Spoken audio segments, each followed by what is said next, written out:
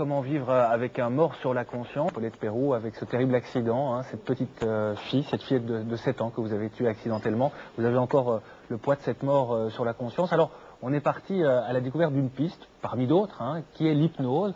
Vous en pensiez quoi? Vous en pensez quoi de l'hypnose en général, Josy Dubié?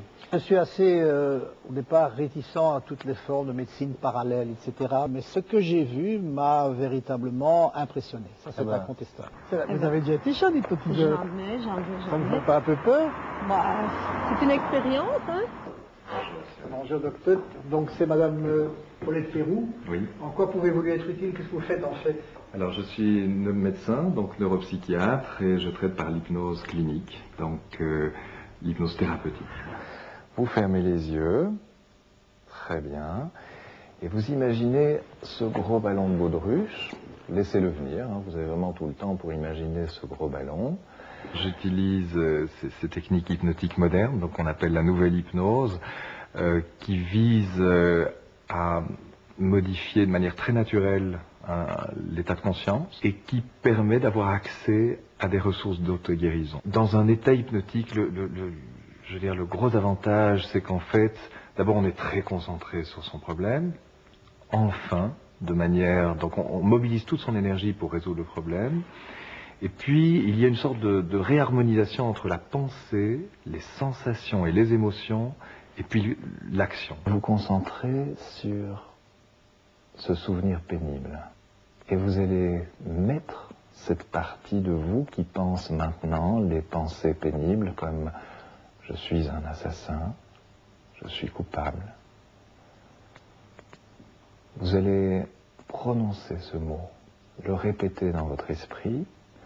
Dans cette main gauche, vous allez laisser venir les sensations qui sont liées à cette pensée. Je suis un assassin. En état hypnotique, on vit ces émotions de manière beaucoup plus naturelle. L'émotion, c'est quelque chose de profondément naturel.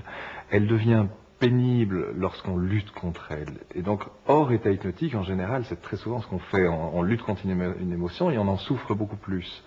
Vous pouvez même dire tout haut cette phrase, vraiment cette phrase qui va libérer. Il n'y est pour rien. Laissez-vous ressentir ces sensations de la main droite, laissez faire ce que cette main droite a envie de faire. Très bien, laissez vraiment faire cette main droite. Vous pouvez vivre, effectivement, sentir cette harmonisation. Et maintenant, vous pouvez vraiment faire la paix. Tout ce qu'elle pensait après avoir subi cet accident, cette partie-là, c'était comme une sorte de kyste ou d'abcès qui continuait à fonctionner pour son propre compte. Et donc l'hypnose a permis de reconnecter ces deux parties qui étaient dissociées. Et à ce moment-là, il y a une dissolution du symptôme. Comment vous sentez-vous? Beaucoup mieux. Beaucoup mieux.